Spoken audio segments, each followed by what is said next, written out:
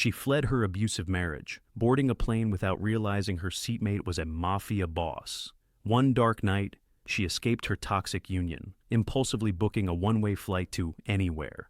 When unexpected turbulence rattled the plane, the enigmatic stranger beside her leaned in and whispered, "Just pretend we're together." She initially perceived it as a gesture of kindness, completely unaware that he was, in fact, the city's most formidable mafia don. The wine glass shattered against the kitchen wall, a crimson stain slowly bleeding down Aisha's cheek from where David's hand had just struck her. Yet, she fiercely resisted the urge to cry, determined not to let him see her weakness again. "You think you can humiliate me in front of my colleagues?" David snarled, his voice dangerously low. He advanced, his imposing 6-foot frame casting a menacing shadow over her. "Speaking back to me like that at dinner." Aisha instinctively pressed herself against the counter, her fingers scrambling for the drawer handle behind her. Her passport lay hidden within, placed there 3 months prior when his aggression had first escalated.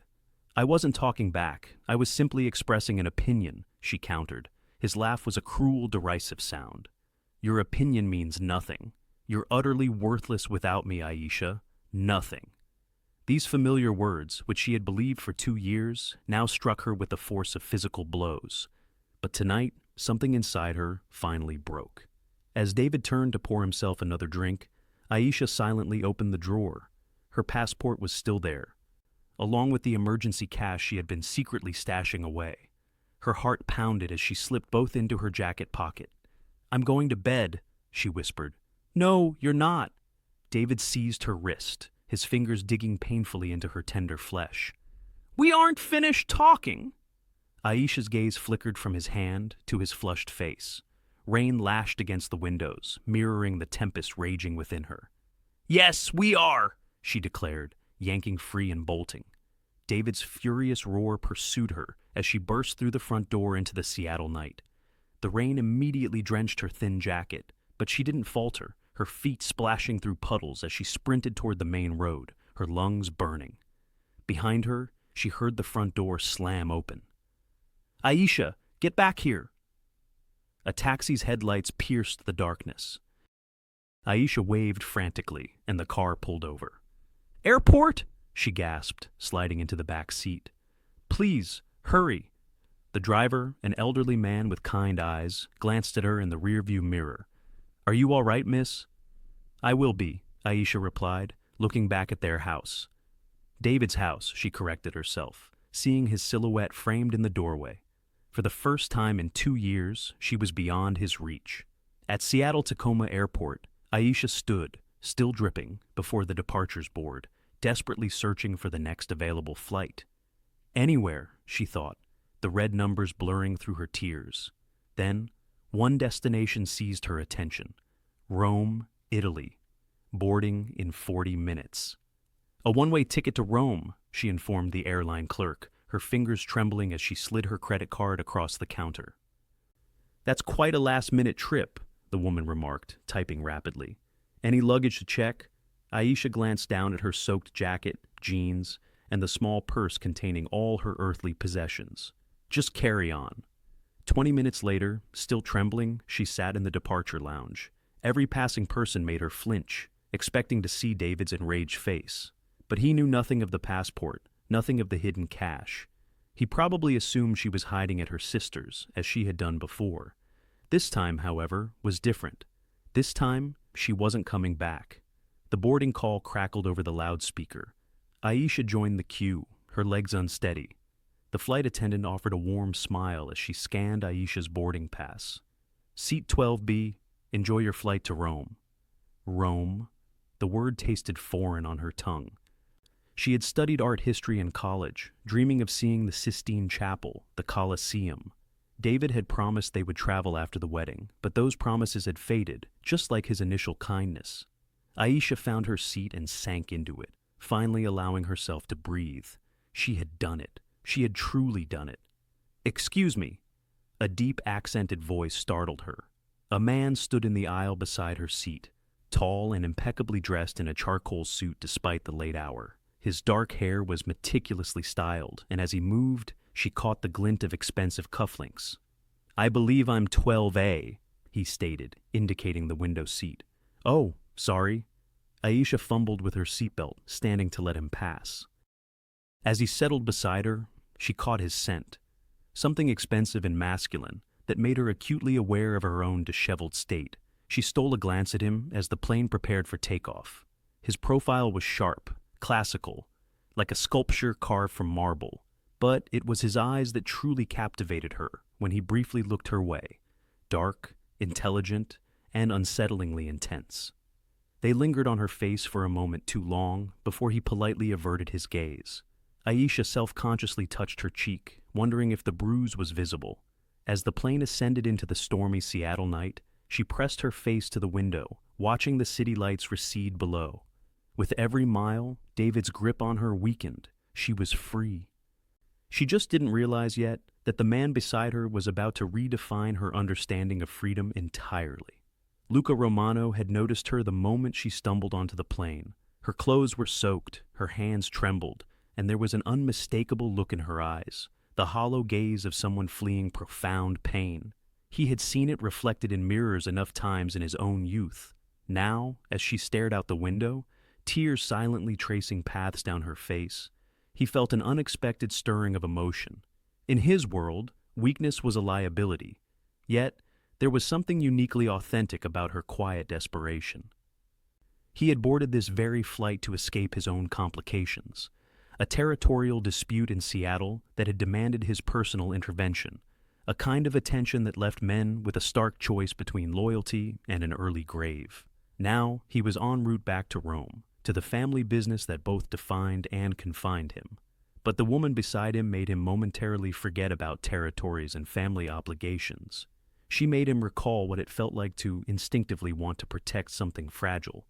As the plane climbed higher into the night sky, Luca Romano, heir to one of Italy's most feared crime families, made a decision that would irrevocably alter both their lives. He would ensure her safety even if she wasn't yet aware she needed saving. 3 hours into the flight, Aisha finally ceased checking over her shoulder.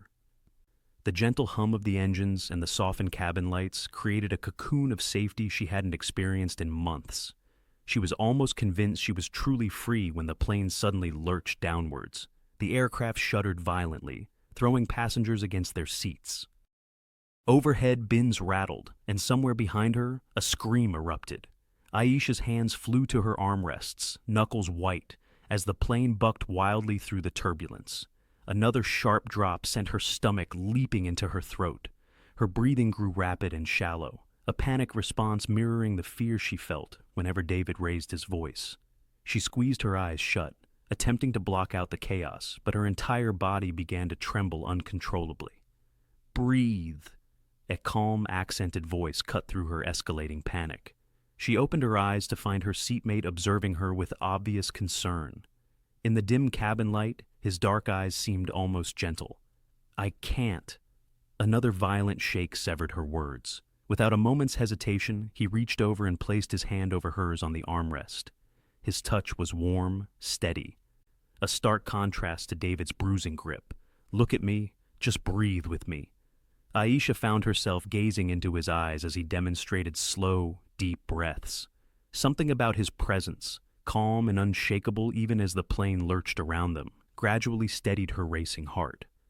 "Better?" he asked softly once the worst of the turbulence passed. She nodded, suddenly aware that she was still clutching his hand.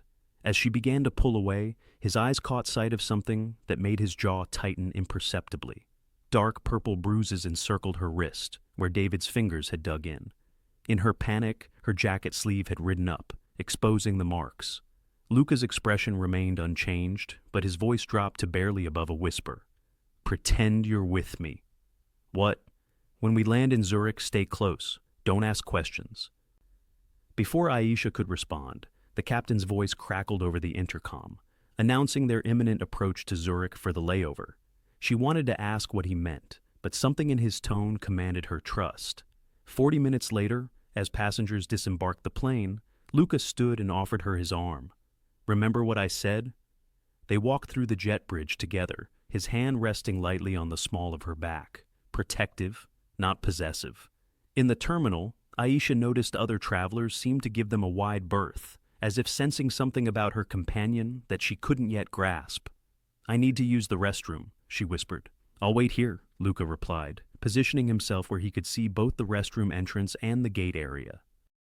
Inside the restroom, Aisha splashed cold water on her face and stared at her reflection. Who was this man? Why was he helping her? And why did she feel safer with a complete stranger than she ever had with her own husband? When she emerged, she immediately understood why he had told her to stay close. 3 men in dark suits stood near their gate, scanning the crowd with predatory focus. They moved with purpose, cross-referencing faces against something on a phone screen. One of them looked directly at her, and her blood turned to ice. David had found her already. Her feet were rooted to the spot. But then Luca was beside her, his arm sliding around her shoulders in a gesture that appeared casual but felt distinctly protective. He guided her toward their gate, keeping her close to his side. "Don't look at them," he murmured against her ear. "You're safe," a voice murmured into a phone as Aisha and Luca walked past. "Negative. She's not alone, traveling with someone."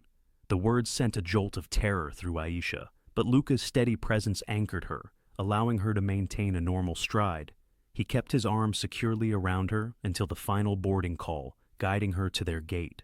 Once settled in their seats, she turned to him. "How did you know," she asked, gesturing vaguely, "that I needed that?" Words failed her as she tried to articulate the harrowing experience. Luca remained silent for a long moment, his gaze fixed on the majestic Swiss Alps, now etched in gold by the pre-dawn light. "I recognized the look of someone running from something that wants to hurt them." His explanation was brief, yet his tone hinted at a profound, almost ancient understanding.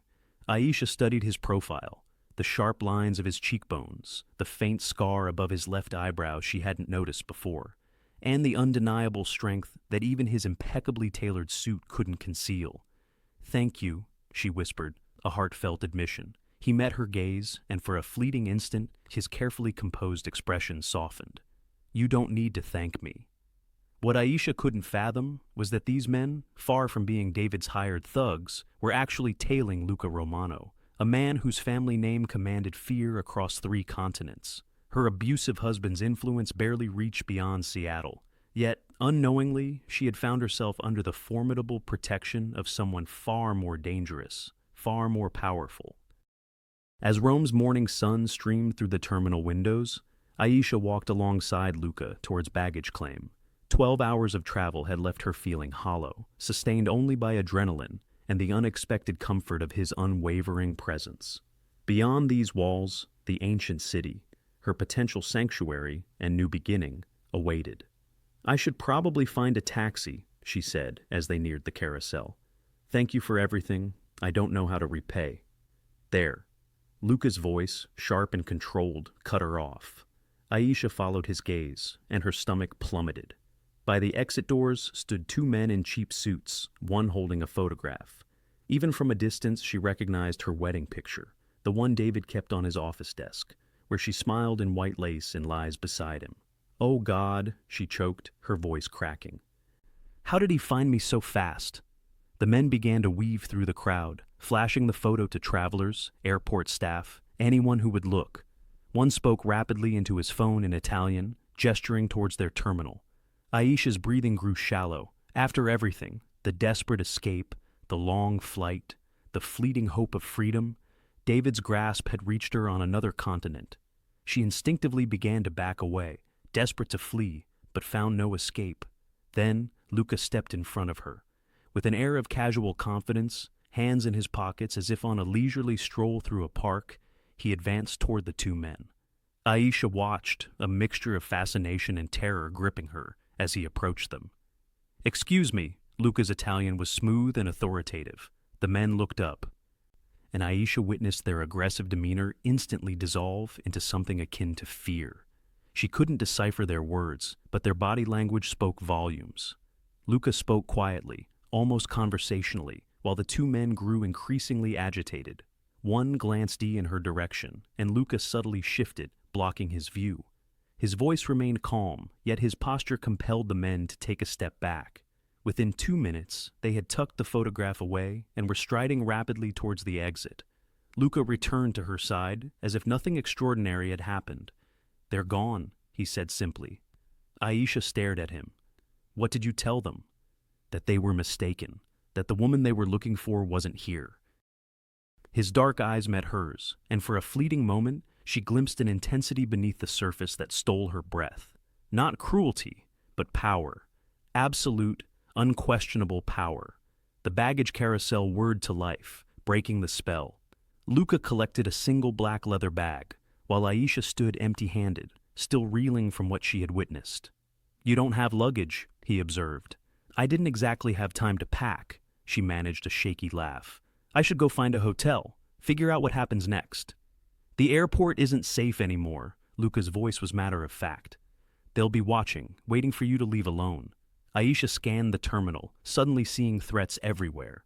"Then what am I supposed to do? Hide here forever? Come with me." The offer hung between them. Aisha scrutinized his face, searching for hidden motives, manipulation, the red flags she'd learned to recognize where David was concerned, but all she saw was calm certainty. "I don't even know your name," she whispered. "Luca Romano." He extended his hand formally. "And you are?" "Aisha," she replied, taking his hand, noticing again how different his touch felt from David's, strong yet gentle. "Aisha Clark." "It's a pleasure to meet you properly, Aisha Clark." Outside the terminal, a sleek black sedan awaited at the curb. The driver, a compact man with sharp, alert eyes, stepped out to open the door, nodding respectfully to Luca. He gave Aisha an assessing but not unfriendly look. "Marco, this is Aisha. She'll be staying in the city for a while." Marco's expression remained neutral, but Aisha caught a subtle nod of understanding. She slid into the plush leather interior, inhaling the scent of expensive cologne intertwined with something else, an aroma of wealth and influence. As they merged into Roman traffic, Luca sat beside her in a comfortable silence. Aisha watched the ancient city unfold through the tinted windows, crumbling ruins juxtaposed with modern cafes, narrow streets imbued with centuries of history. "Why are you helping me?" she finally asked. Luca remained silent for so long that she began to think he wouldn't answer. When he finally spoke, his voice was softer than before. "You look like someone who deserves freedom." Such simple words, yet they struck her like a physical blow. When was the last time anyone had believed she deserved anything good? "I'm not sure I know what freedom looks like anymore," she admitted. Luca turned to study her profile as she gazed out at Rome. "Then, perhaps, it's time you learn." The car glided through the eternal city, Aisha seated beside a man whose mere name had sent two grown men fleeing in terror. Shouldn't I be afraid? Every instinct screamed that she was merely trading one dangerous situation for another. But as Luca Romano's protection enveloped her like armor, Aisha felt something she hadn't experienced in years. The stirring of hope. The car wound through Rome's labyrinthine streets, past fountains where coins glinted in the afternoon sun, and cafes where locals conversed animatedly over espresso. Aisha pressed her face to the window, absorbing the beauty of a city she had only seen in textbooks. "It's incredible," she murmured, watching an elderly woman hang laundry from a window above a bakery that likely stood when Michelangelo walked these same stones. "You've never been to Italy before?" Luca asked. "I've never been anywhere before." The admission slipped out before she could stop it. David said traveling was too expensive, too dangerous, said I wouldn't appreciate it anyway. She felt Luca's gaze on her, but didn't turn from the window. Saying David's name aloud felt like summoning a demon. "And what did you want to see?" His voice was carefully neutral. "Everything." The word burst out with a fierce intensity that surprised them both. "The Sistine Chapel, the Colosseum, the Pantheon. I studied art history in college before." She trailed off. "Before what?" "Before I met David. He said my degree was useless, that I should focus on being a good wife instead." She finally looked at Luca. "I haven't touched an art book in 2 years." Something flickered in his dark eyes. Anger, she realized, not at her, but for her. The car slowed, turning into a narrow street lined with honey-colored buildings. Marco parked outside a small pension, adorned with flower boxes beneath its windows. "This is where you'll stay," Luca said, as Marco opened her door. Aisha stepped onto the cobblestones, inhaling the scent of jasmine and fresh bread. "It's perfect. Maria runs this place. She's—" Luca paused, choosing his words carefully. "Discreet. You'll be safe here." He walked with her to the entrance, where a woman in her 60s with silver hair and kind eyes emerged. She spoke rapid Italian with Luca, glancing occasionally at Aisha with maternal concern. "Maria doesn't speak much English," Luca translated. "But she says you're welcome here for as long as you need. Tell her thank you for everything." Luca relayed the message, and Maria beamed, taking Aisha's hands in hers and patting them gently. "She says, you have sad eyes, but a strong spirit," Luca said. "She's rarely wrong about these things." As Maria led them inside, Aisha marveled at the cozy interior. Worn wooden floors, religious paintings on whitewashed walls, the comforting aroma of garlic and herbs drifting from the kitchen. "The room is upstairs," Luca said. "Maria will show you." But as they reached the staircase, Aisha turned back. "Luca, I don't have any money for this. I can't pay. It's handled. I can't let you." "Aisha," he stepped closer, and she caught that expensive scent again, now subtly mixed with something uniquely him. "Let me help you, please." The word "please," from a man clearly unaccustomed to asking for anything, instantly disarmed her protests. She nodded, following Maria upstairs to a small but beautiful room with windows overlooking a courtyard where lemon trees grew in ceramic pots. When she came back downstairs, Luca was waiting in the small lobby. "I should go," he said, but made no move toward the door. "Will I see you again?" The question tumbled out before she could stop it. "Do you want to?" The honest answer was yes, which utterly terrified her. Having escaped one man's dominion, she inexplicably found herself drawn to another, whose influence dwarfed David's entirely. Yet, while David's might had served to diminish her, Lucas appeared designed to be her protector. "I don't know what I desire anymore," she confessed. "Then take your time to discover it." He extracted a business card from his jacket and inscribed something on the reverse. "This is my contact information. If you require anything, absolutely anything, call me." She accepted the card, noting its luxurious stock and the elegant script that simply stated Elle Romano with a phone number. On the back, he had meticulously penned Aisha, as if her name held significant weight. "What type of business are you involved in?" she inquired, scrutinizing the card. "Import and export," he replied smoothly. "A family enterprise." It was clearly a rehearsed reply, one that revealed nothing. But as he turned to depart, she noticed Marco quietly speaking into his phone by the car, his gaze continuously scanning the street. "Luca." He paused at the doorway. "Those men at the airport, they were terrified of you, truly terrified." He stood still for an extended moment, his back to her. "Yes. Should I be afraid of you too?"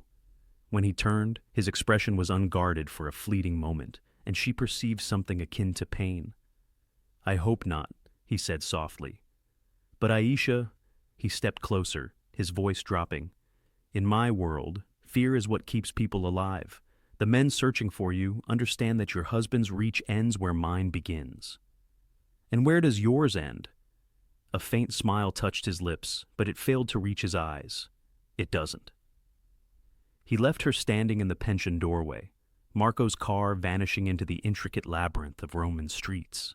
Aisha glanced down at the business card in her hand, realizing she had just accepted protection from an individual whose power knew no bounds. For the first time since her flight from Seattle, she wondered if she had merely traded one cage for another one, adorned with silk rather than thorns, yet a cage nonetheless. 3 days in Rome had begun to mend a profound fracture within Aisha. Each morning, she awoke to Mariah's gentle knock and the aroma of freshly baked cornetti. Her afternoons were spent wandering ancient cobblestone streets with a guidebook Maria had provided, and she drifted to sleep to the soothing sound of fountain water and distant laughter. For the first time in years, she felt a rekindling of her true self. On Tuesday, she stumbled upon a quaint cafe near the Pantheon, a perfect spot to savor a cappuccino and sketch the venerable architecture. Her art professor's voice echoed in her memory as she rendered the classical columns, Art isn't merely decorative, Aisha. It's how humanity comprehends beauty in a fractured world. David had dismissed her sketching as a waste of time. Now, as charcoal glided across paper, she recalled precisely why she had fallen in love with it. Bellissimo, a voice uttered from behind her. Aisha turned to find Lucas standing by her table, impeccably dressed as always, in a navy suit that likely cost more than her former monthly salary. Her heart performed intricate acrobatics at the sight of him. "You followed me here," she stated, closing her sketchbook. "I happened to be in the vicinity." He gestured toward the chair opposite her. "May I?" She nodded, and he settled in, ordering an espresso in rapid Italian. The waiter's deference was instantaneous and absolute, the kind of respect that money alone could never purchase. "How did you know I'd be here?" she inquired. Luca remained silent for a moment, stirring sugar into his coffee. "I wanted to ensure you were safe." "That's not an answer." "No, it is not." He met her gaze directly. "The truth is, I've had someone observing from a distance. You wouldn't have noticed." Aisha felt an unexpected chill despite the warm afternoon sun. "You've been having me followed, protected without my consent." Yes, his candor was, in some ways, more unsettling than a lie would have been. "So, I'm not truly free at all, am I? I'm just in a more picturesque prison." "Aisha, no." She abruptly rose, gathering her belongings. "I thought you were different. I thought—" She stopped, realizing she had almost said she thought she could trust him. Luca also stood, placing money on the table. "Far too much money," she noted. "Walk with me, please." Against her better judgment, she complied. They strolled through the piazza, past tourists capturing photos and vendors hawking postcards. "Your husband contacted the American embassy yesterday," Lucas said quietly. Aisha halted. "What?" "He filed a missing person report. Claims you're mentally unstable, possibly dangerous to yourself. He's requesting Italian authorities assist in bringing you home." The color drained from her face. "Can he do that?" "He's attempting to. He's retained a local lawyer, someone with connections in the police." Luca's jaw tightened. "Someone who doesn't understand that you're under my protection. Your protection that I didn't ask for." "Would you prefer to face this alone?" The question lingered between them as they continued walking. Aisha wanted to assent, wanted to assert her independence, but the realization that David's influence could reach even here made her stomach clench. "Why?" she asked instead. "Why do you care what happens to me?" Luca stopped beside a fountain where coins glittered in the water, wishes made by strangers who believed in brighter tomorrows. "When I was 12, my father brought home a woman. She was beautiful, terrified, covered in bruises. Her husband had left her." His voice was carefully controlled. "She stayed with us for 3 days. On the 4th morning, she was gone, went back to him." "What happened to her?" "He killed her 2 weeks later." Aisha's breath hitched. "Luca, I swore that day that if I ever possessed the power to prevent such things, I would." He turned to face her fully. "I have that power now." They stood in silence, the weight of his confession settling between them. Around them, Rome continued its eternal ballet.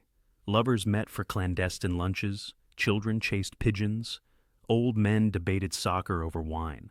"I saw you again yesterday," Aisha said abruptly. "Where?" "At the bookstore near the Spanish Steps, and the day before, at the market in Trastevere." She studied his face. "It wasn't a coincidence, was it?" "No." "Are you watching me, or are you watching for threats to me?"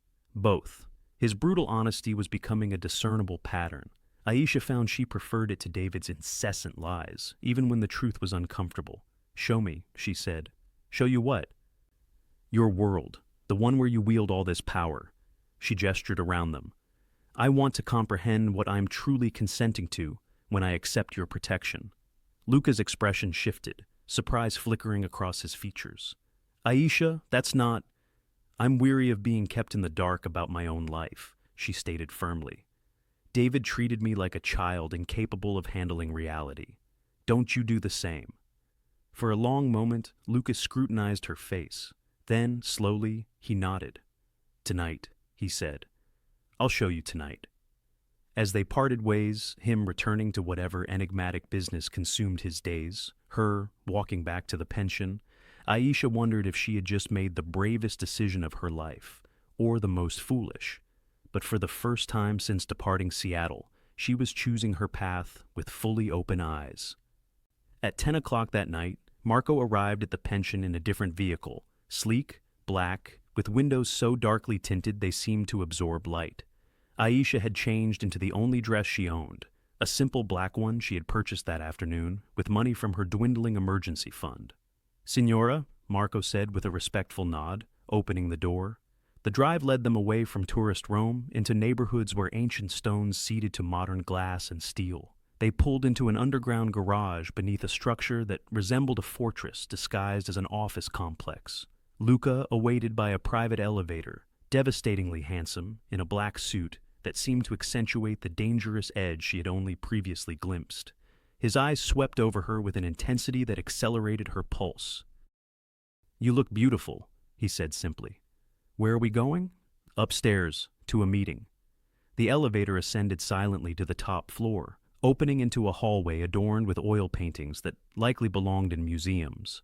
At the far end, heavy double doors swung open into a room that stole Aisha's breath. Floor-to-ceiling windows framed Rome's glittering skyline. The space was elegant but undeniably masculine. Leather furniture, dark wood, bookshelves filled with volumes in multiple languages. A bar dominated one corner, crystal decanters catching the city lights. But it was the men in the room who truly illuminated her current reality. 8 men in expensive suits sat around a massive table, their conversation ceasing as she entered. They were older than Luca, their weathered faces marked by years of decisions most people never had to confront. When they looked at her, their eyes held calculation, assessment, and something akin to surprise. "Gentlemen," Lucas said in English, his hand resting lightly on Aisha's back, "this is Aisha." The introductions were formal, first names only: Antonio, Giuseppe, Franco. Each man stood to greet her with old-world courtesy, but she could feel the weight of their collective scrutiny. "Please sit," Lucas said, guiding her to a chair beside his at the head of the table. For the next hour, Aisha listened to a conversation that was part business meeting, part intricate chess match. They spoke in careful euphemisms about territories and arrangements, about problems that needed to be resolved. But beneath the polite language, she began to grasp the true nature of what she was witnessing. These men controlled things, people, money. They spoke of politicians like pawns, of businesses like personal property. When they mentioned names, other men nodded with the respect reserved for those who could end careers with a single phone call. And at the epicenter of it all sat Luca, younger than most, yet clearly wielding an authority that surpassed age. When he spoke, everyone listened. When he made decisions, no one questioned them. The Seattle situation is resolved. Antonio's account sent a shiver down Aisha's spine as she recognized the topic: David's enforcers. "Excellent," Lucas stated flatly. "And the other matter?" "The embassy's request was withdrawn. The lawyer in question decided to pursue alternative cases." Aisha's hands trembled in her lap. This, then, was Luca's form of protection. Strings pulled, pressure exerted, problems vanishing because he willed them away. As the meeting drew to a close and the men began to disperse, each paused to speak privately with Luca. Some cast curious, respectful glances her way, others showing poorly disguised concern. She caught fragments. "Careful. Complications. The old man won't approve." When they were finally alone, Luca poured himself a scotch and stood by the window. Rome stretched out beneath him, a kingdom at his feet. "Now you've witnessed it," he said, still facing outwards. "This is your reality. There was no choice involved. Yes, and these men, they serve you with me. My family commands influence in this city, in countless cities." Aisha moved to join him at the window. "Your family? You mean the mafia?" The word hung between them, stark and definitive. "We prefer other nomenclature," Lucas said softly. "But yes. So, when you defended me from David's men, when you made troubles vanish," she turned to face him. "You're not merely wealthy, you're perilous." "Indeed." He set down his glass, finally meeting her gaze. "I told you that fear is a survival mechanism in my world. I should have been more explicit. Often, I am the source of that fear." His admission should have terrified her. Yet Aisha found herself studying his face, looking beyond the raw power to the man who had held her hand through turbulence, who had spoken of a murdered woman with palpable grief. "Why are you revealing this to me?" she asked. "Because you sought the truth, and because—" He took a step closer, near enough for her to discern the internal struggle in his dark eyes. "Because I need you to comprehend the gravity of your choice. If you accept my protection, you're not just receiving assistance. You are entering my domain. And if I refuse, then you confront David's reach and whatever other perils find you, alone." Aisha gazed at Rome, the eternal city that had witnessed empires rise and fall, every manifestation of human power and corruption. Somewhere out there, David was manipulating events, attempting to drag her back into his prison of control and brutality. But here, in this room steeped in power and menace, stood a man whose cage was lined with silk and gold, its bars perhaps stronger than any she had ever known. "I require time to reflect," she finally said. "Naturally," Luca's voice was carefully neutral. "Mark will escort you back." As she reached the door, she turned. "Luca, the woman you mentioned, the one your father tried to help?" "Yes. Do you believe she would have survived if she had remained?" His answer resonated with her all the way back to the pension. "I don't know, but her life would have been different." Aisha spent 2 sleepless nights grappling with Luca's revelation. She walked Rome's ancient streets, sat in churches where centuries of desperate souls had sought solace, and attempted to envision a future that didn't involve choosing between 2 distinct forms of captivity. On the 3rd morning, her decision was made for her. She was returning from the market with fresh bread when she saw him. David stood in the pension's small antechamber, his American bulk incongruous among the delicate Italian furnishings. He wore his finest suit, the charcoal one reserved for crucial business meetings, and his smile was the practiced charm he used on clients. But Aisha perceived the fury simmering beneath it. "Hello, sweetheart," he said, his voice imbued with the false warmth she recognized as a precursor to his worst violence. "Did you truly believe you could escape me?" Maria stood behind the reception desk, her face drained by confusion and fear. She had evidently permitted his entry, unaware of the danger. "David," Aisha's voice emerged steadier than she felt. "How did you find me? I told you I had connections." He stepped closer, and she caught the familiar scent of his expensive cologne, mingled with the whiskey he had consumed, to bolster his courage. "The Italian police proved very helpful once I explained the situation. My poor, unstable wife fleeing in the dead of night, potentially a danger to herself. I'm not returning with you." David's smile twisted into something vile. "Oh, yes, you are. I possess a medical evaluation confirming you're experiencing a psychotic break. The authorities are prepared to commit you for your own safety if you don't comply quietly." Aisha's blood ran cold. Of course, he had found a way to weaponize the system against her. David was nothing if not meticulously cruel. "You can't compel me. I can do whatever I desire." His mask fully fractured, revealing the monster she had cohabited with for 2 years. "You are my wife. You belong to me." He seized her arm, his fingers finding the precise spot where his old bruises had just begun to recede.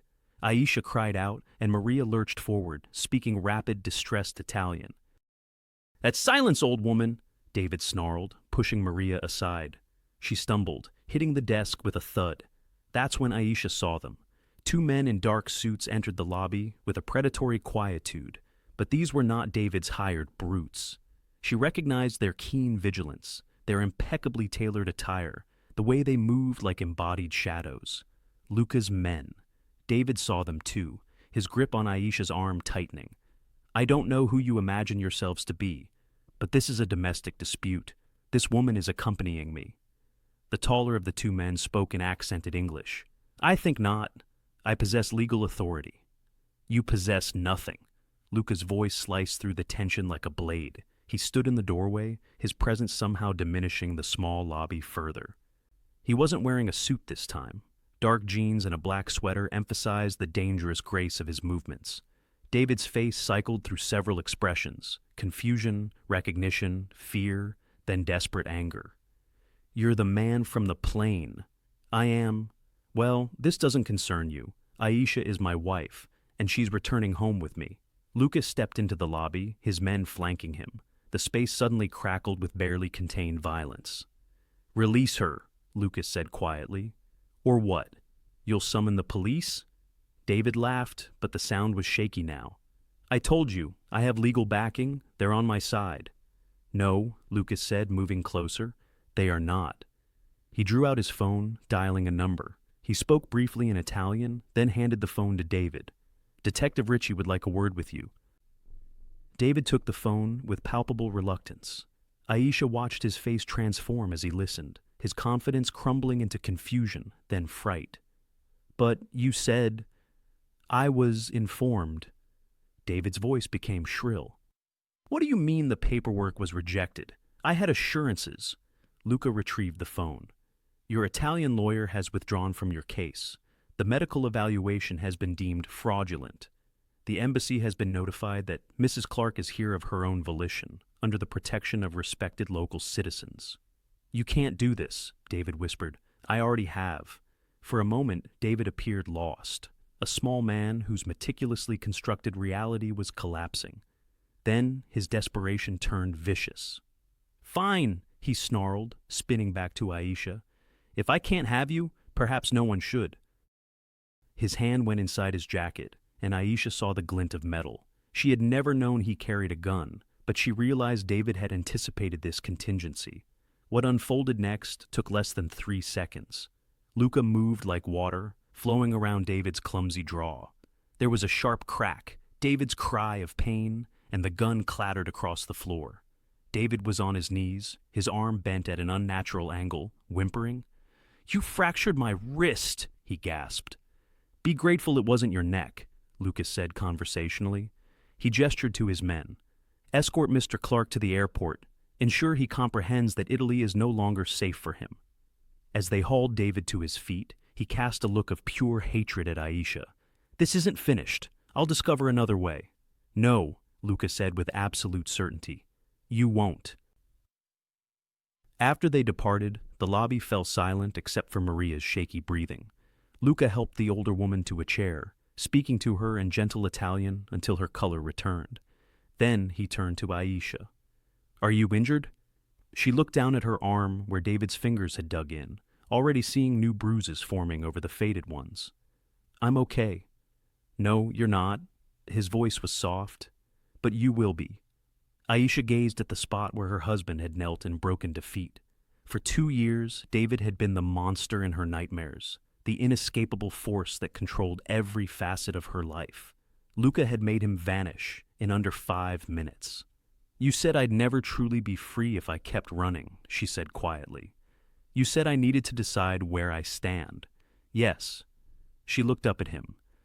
This dangerous man who had just shattered her past with the same casual efficiency he might use to order coffee. I've decided. The next morning, Aisha stood on the Ponte Sant'Angelo as the sun painted Rome in hues of gold and amber.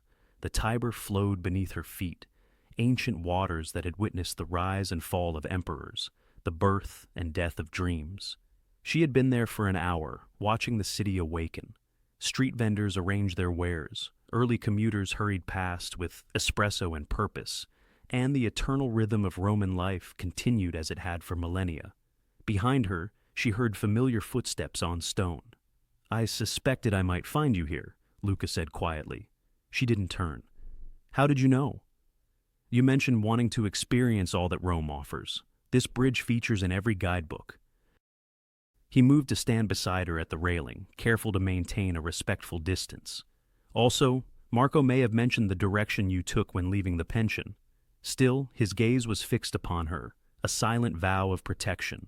They found solace in the quiet, observing the sun's ascent over the ancient city. Aisha felt the pressing weight of a momentous decision, a physical ache in her chest. David's plane departed 2 hours ago. Lucas eventually broke the silence. Will he attempt a return? No, Lucas stated with absolute certainty. His accounts have been frozen, pending an investigation into fraudulent medical documents. His law firm has terminated his partnership. His reputation is irrevocably damaged. Aisha absorbed this information. the realization dawning that David's downfall was as complete as his control had once seemed absolute. "You accomplished all that overnight?" she inquired. "I made a few calls," he replied simply. She finally turned to meet his eyes. In the morning's soft glow, he appeared subtly changed, younger, less rigid. His hair was slightly disheveled, as if he'd run his hands through it, and faint lines of exhaustion framed his eyes. "Did you manage to sleep at all?" she questioned. "No." "Why not?" Luca remained silent for a prolonged moment, his hands tightening on the stone railing. "Because I feared you would vanish while I wasn't watching, just as she did." The raw vulnerability of his confession hung between them. Aisha studied his profile, seeing beyond his formidable reputation to the 12-year-old boy who had witnessed his father's failure to rescue someone important. "I am not her," she stated softly. "I know," he responded. "And I am no longer David's victim." "No, you are not." She refocused on the river, gathering her resolve for what she was about to utter. "But I could become yours." Luca froze. "Aisha, your world is simultaneously beautiful and terrifying," she continued. "You wield a power David could never fathom. You can make problems vanish, dictate outcomes, bend reality to your will." She paused, meticulously selecting her words. "But such power doesn't accommodate sharing well." "What are you implying?" "I am saying that if I remain with you, I will never truly know if my decisions are genuinely my own. Will I love you by choice, or because you've systematically eliminated every other alternative? Will I find happiness because I desire it, or because you've eradicated everything that might bring sorrow?" The question settled between them, a palpable burden. Below, the Tiber continued its timeless flow, oblivious to human struggles. "You believe I would manipulate you?" Luca finally said. "I believe you would shield me from everything, even my own errors. And perhaps that isn't synonymous with freedom." Luca turned to face her fully. "What if I promised?" "Don't," Aisha interjected, raising a hand. "Refrain from making promises you might not be able to uphold. Your inherent instinct is to control anything that threatens those you cherish. It is who you are. Asking you to change would be like commanding the river to flow upstream." They gazed at each other as the city slowly awakened around them. Aisha discerned the pain in his dark eyes, the acknowledgement that her words rang true. "So, what transpires now?" he asked. Aisha reached into her jacket pocket and withdrew an envelope of thick, expensive paper adorned with a prominent letterhead. "I wrote you a letter," she announced, extending it towards him. "Do not read it now. Read it tonight, when you are alone." Luca accepted the envelope, his fingers brushing hers. "Will you tell me what it says?" "It says, 'Thank you for saving me, for demonstrating my worth, for proving that not all powerful men exploit their strength to inflict harm.'" She paused. "And it says, 'Goodbye, Aisha. I am departing Rome today. I don't yet know my destination, but I need to discover who I am when no one is safeguarding me, when no one is controlling me.'" She smiled through nascent tears she hadn't realized were falling. "I need to learn how to save myself." Luca nodded slowly, comprehension dawning in his expression. "And afterwards, when you found yourself?" "I don't know. Perhaps I'll return. Perhaps I'll write. Perhaps I'll simply carry the memory of a man who taught me that strength doesn't inherently equate to cruelty." She rose on tiptoes and kissed his cheek, inhaling his familiar scent one last time. "Be careful, Luca Romano. The world requires men like you, even if women like me cannot remain in your shadow." She walked away without a backward glance, leaving him solitary on the bridge as Rome stirred to life around them. In her pocket lay a train ticket to Florence, her first chosen destination entirely for herself, because she longed to behold Michelangelo's David and remember the meaning of being carved from stone, yet still reaching towards the heavens. Behind her, Luca watched until she vanished into the crowd, her letter clasped against his chest like a promise or a fresh wound. He did not pursue her. For the first time in his life, he allowed someone he cared for to walk away. And in some inexplicable way, that felt like love. 3 months later, a postcard arrived at his office, a reproduction of the Sistine Chapel ceiling. On the reverse, in familiar handwriting, it read, "Learning to paint again, learning to fly. Thank you for teaching me the difference." Luca placed it in his desk drawer beside the letter and waited.